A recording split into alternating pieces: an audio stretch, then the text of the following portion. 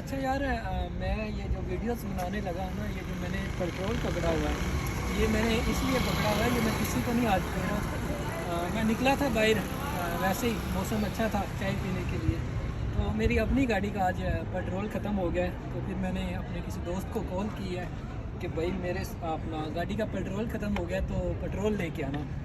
और बताने का या वीडियोस बनाने का मकसद ये है कि कभी कभी ना मेरे साथ भी ये काम हो जाता है, और हुआ पहली दफ़े यह मुझे लगता है। लेकिन ये मैं आज अपनी ही गाड़ी का पेट्रोल ख़त्म कर चुका हूँ।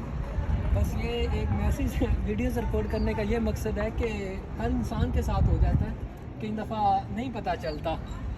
तो इसलिए आज देखें कि कैसा हुआ है कि मैं अक्सर लोगों को पेट्रोल दे रहा होता हूँ रोड पे, लेकिन आज मेरी अपनी गाड़ी का पेट्रोल ख़त्म हो गया। तो फिर मैंने काफ़ी देर वेट किया।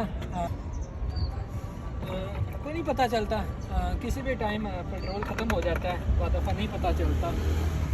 तो आज कुछ ऐसा हुआ है कि मतलब मैं हैरान हूँ कि मेरी अपनी ही गाड़ी का पेट्रोल ख़त्म हो गया।